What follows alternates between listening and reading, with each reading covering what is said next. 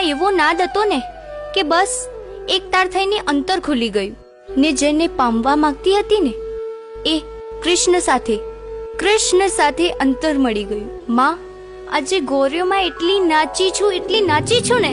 ઓ તો ત્યાં નાચવા રહી ગઈ હતી એમ કે ને?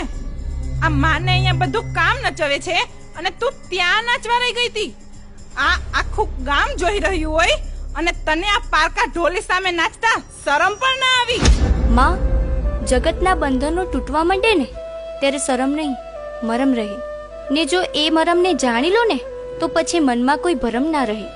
અરે, એ ઢોલી નહીં, સ્વયં દેવનો દૂત હતો.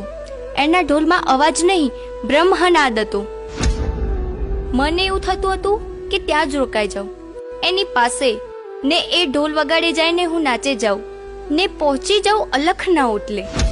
ઓ બહુ ગમી ગયું.